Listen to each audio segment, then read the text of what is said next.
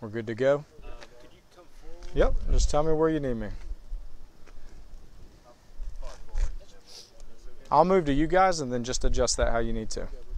Yeah, absolutely. Tell me where to go. Are you guys bring them closer? Okay, come a little closer. I need to back this up. No, you're good. We're easy to work with. We'll make it work. I just want to make sure those who are following us on our social media, I refer them over to our local news, but sometimes they may be on our page. So. Gotcha. Okay, yeah, we're good. Everybody good? Yeah. Okay. So I'm Chris Padgett, Public Information Officer, Clay County Sheriff's Office. The reason that we're in Oakleaf this evening is just before 5 p.m. the Sheriff's Office received a telephone call. It concerned a domestic dispute that had occurred. The spouse in that dispute had fled the home where the dispute had originated and went to a neighbor's home. She ran to the neighbor's home and was inside asking the neighbor to contact the Clay County Sheriff's Office emergency line. While that was in progress, the husband of the domestic dispute, the spouse, came and forcefully entered the neighbor's home. So we have a burglary to an occupied dwelling to start with. At that point in time, we learned information that he had taken his wife, the female, and forcefully removed her from the neighbor's home and brought her back to their residence against her will. So again, additional charges then progress now. So at that point, they entered back into the home. The Clay County Sheriff's Office was en route. Our members were responding. And during that portion of the investigation, we learned that there was a young child who was also inside of the home where the domestic dispute had occurred. So again, that stepped everything up and it became an even higher priority type of situation, concerned for the spouse, for the child, and for the residents who are around, based on the information that he did forcefully enter a neighbor's home. So at that point in time, obviously, we have a lot of concerns. Deputies immediately responded, began trying to make communications with the subject. The subject is Joshua Ransford. I'll have a picture and some further information for you all when we get done with the briefing. So we're trying to establish communications at that point in time, but we were unsuccessful. Because of the seriousness of this, SWAT was immediately called, along with our negotiations team, in order to establish security for the residents in the area. That was SWAT's job at that point, to evacuate homes and to make sure that everyone in the immediate area was taken care of. Then the negotiators' job was to begin working to establish communications with Joshua. During the process, we went several hours without any contact. There was not information we were able to obtain, and of course we began to step up our measures as it progressed because of the seriousness of this incident. As that occurred, residents were being evacuated from their homes. We were setting up a perimeter in the area, and our SWAT team moved up to set up initial containment while negotiations still tried to establish communications. Thankfully, just about 20 minutes ago, communications were made with Josh. Our crisis negotiators began to talk to him, and through means of negotiations were able to persuade him to safely exit the home. We were very concerned because when our SWAT team was moved up, we could hear disputes within.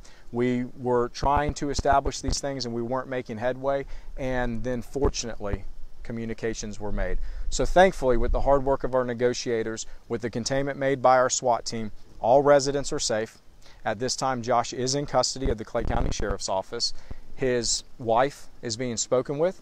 The child is being tended to. We have special services that will go toward the child and, of course, toward Josh's spouse, as these domestic situations are very traumatic, especially in a situation like this. So that's where we're at right now. We're starting to open up the roadways now. Fixing to come in behind me is going to be our Bearcat of our SWAT team. Some of you were able to get footage of our MRAP that left earlier, and I'll close with this. A lot of people wonder why we need this type of equipment. And if your cameras want to pan over my shoulder right now, you can see our Bearcat coming in. That's our MRAP there. The Bearcat should be following. So we get a lot of questions, and I'll close with this. We get a lot of questions on why does the Sheriff's Office need this type of equipment? Because when these type of situations occur, they're ever-changing, they're very fluid, and we have residents whose safety is our top priority along with the victims in these type of cases. People possess firearms and things like that. There's nothing wrong with that under normal circumstances, but when domestic disputes occur and things get violent, we have to take every precaution we can to keep the residents safe, and these type of tools and things like that, coupled with our negotiations team, our deputies and our detectives, are what allow us to keep everyone safe and to bring these situations to the type of resolve that the Clay County Sheriff's Office was able to get to this evening. Questions? Yes. What about the age of the child involved? So the child is 8 years old, I'm told. We're still working to gather some further information there. Of course, our people on scene right now have that. I don't have all that yet. So the woman was not injured at all, and nor the child? I don't have confirmation on any injuries from the initial information that I got back. There was nothing major. They did not tell me there was anything minor, but I can't confirm that yet. With these type of situations being removed forcefully from a home, there's a possibility that she may have injuries, so I can't quite answer and confirm yet. Is anyone being taken to the hospital due to this incident? I wasn't told of anyone, but obviously with the young child being involved, there may be services that are needed even as far as medical treatment. So that's not beyond something that may occur. But as of right now, As of right now, I have no information that that's occurring. How many homes were evacuating? I don't have a total. I know that the immediate homes, I was told of about 4 or 5 initially, possibly more that were evacuated, because we'd rather evacuate too many homes and nothing happened than not evacuate enough homes and God forbid something occur. So I want to say this to any of the residents who may watch these broadcasts. They were incredible. Their patience with us, their cooperation, absolutely unbelievable, and we want to say thank you very much. Alex? And Chris, from the time that initial call came in until about 7:20, which would have been 20 minutes ago, how long was that? Okay, so just before 5 p.m. is when the initial call came in. We responded immediately and tried to establish communication. So we were a couple hours, I think I said several a moment ago. It was about 2 hours that we had absolutely no communications established from my understanding. Are you able to say what the breaking point was that negotiators finally got through to Josh, what that was? So they had repeatedly tried contacting him on his telephone and different things like that. I'm told that they actually started reaching out to him through social media and some messenger apps and things like that. That's not a standard protocol, but at situations like this, we'll do anything, and that's to the point that our negotiators got to, and we were told that they were very successful. So don't underestimate the power of social media, right? Do we know the circumstances of their disagreement or what may have caused the situation? Not at this point. I'll have a case number for you later, though, and then that report will be available. I'm not sure how it started. And just for clarification, when he was not responding to you all, the wife and the child were both inside? Correct. So from the information that we gathered, when the initial domestic dispute occurred, the wife fled the home. And I'm saying wife, it may be girlfriend, I'm not sure. I know that they were domestic partners, okay? But the spouse left the home, went to the neighbors. From my understanding, the child was still inside of the home at that time. The wife was trying to get help immediately. That's when he came forcefully into the neighbor's home, removed her, brought her back. We have no indicators that the child ever left the home, and at that point we had the 3 subjects inside, and that was one of the reasons this entire thing was amplified the way it was. And one last question, where did the neighbors go when you all evacuated them? They had a rally point for the neighbors. We don't make them go there, but what will happen is in situations like this, we ask them to go to a certain area if they wish, and then we also get their contact information. So once the scene has been concluded, then we reach out to them, because we wouldn't make anybody stay somewhere. They may not feel comfortable being there. They may want to relocate to a friend's home or a family member, but typically there's a rally point that we ask them to go to. If they choose not to, then we have information on them to follow up and to get them back to their homes. Did Josh make any threats against the woman or the child during the course of negotiations? I'm not sure. What about police? Not sure on that one either. We're hearing Josh is an ex-Marine.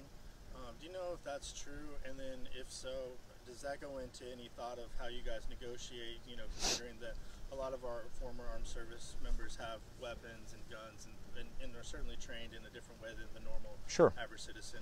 So I originally learned that Josh was prior military, not sure of the branch. I will say this, when we get calls to those type of homes, obviously we are going to use extra caution because these are trained people. I want to say this right off the bat, so please capture this. We respect and love our military and former military, so this isn't anything against them. But when we get called to a home where we know someone is prior military, we do take extra precautions because they are well-trained people. And this is the type of situation where we had information that he was prior military, so of course we use those precautions in those situations. And can you spell out the suspect's name for us? Joshua, and I believe his last name is Ransford from what I was told. I believe it's Ransford. That's not confirmed, but that's what I had written down. Do you know if there were any firearms in the home? Or? Not sure yet. They did an initial protective sweep. At that point, we have to back off and hold for legal protocol, and then we'll make determinations after we get the things that we need from there, or consent and so forth. Okay, guys, thank you. Clay County community who's watching, I appreciate your cooperation through this, and thank you for following along. Stay up to date with our local news media, as you saw here, because they'll be able to give you further information as it comes in.